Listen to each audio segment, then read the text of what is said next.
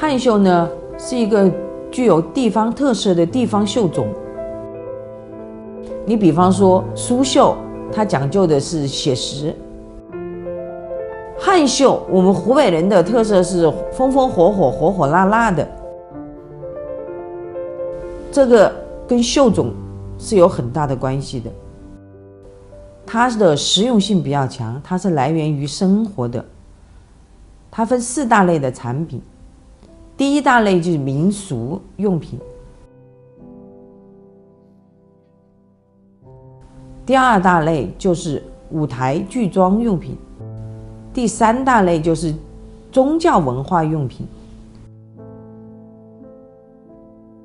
第4大类就是民间的灯会、庙会用品。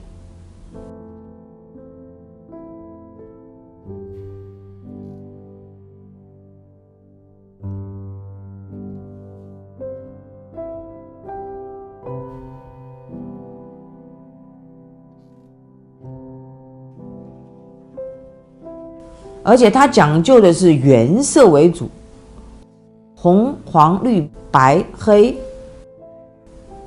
所以它的视觉冲击力是比较强的，颜色比较艳丽。它讲究的是齐针，以齐平针为主，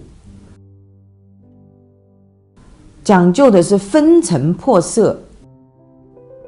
还有一个就是它是金绣结合，平金加绣，这样整个作品出来就是富丽堂皇。每一件作品里面，每一件产品里面都会有很多吉祥的元素在里面，讲究的是图必有益，意必吉祥。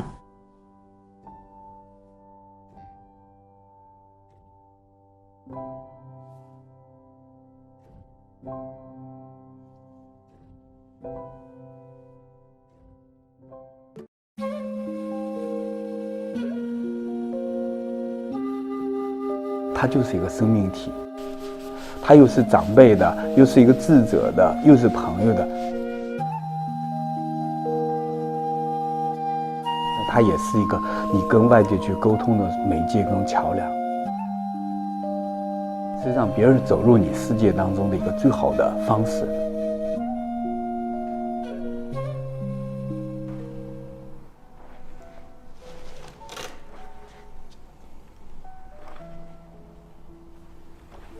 This method of making books, known as dragon scale bookbinding, first appeared more than 1,000 years ago in the middle of the Tang Dynasty.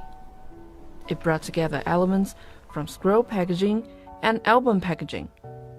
It uses long paper as the bottom row, while pasting pages on top alternately. 收起来呢，它是一个手卷。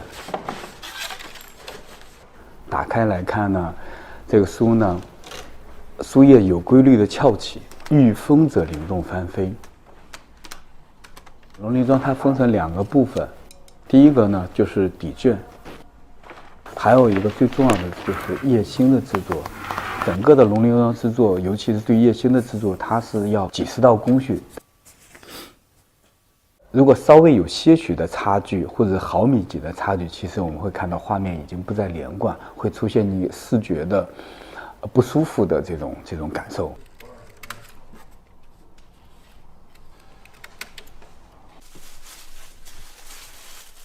Zhang Xiaodong has loved making books since he was a child. 特别美。 After graduating in 2008, he came to Beijing and got his first job at the Screen Printing Association. At that time, people's reading habits were slowly favoring ebooks and online reads.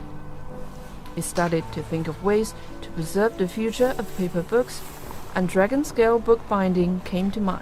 就是我们的读书一定是从一个物体开始的，我们不是直接走入文字的，之后就催生了我去进行这种龙力庄书籍的探索跟试制。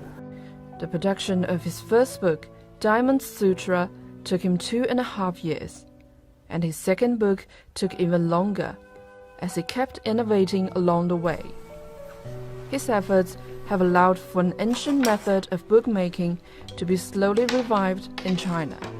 那个时候是一种从一个痛苦当中回到一个极度的喜乐当中，就是反复的你被这种东西所锤炼，锤炼到最后你会发现啊，9981难，少一难，你可能你都完不成你要做的东西。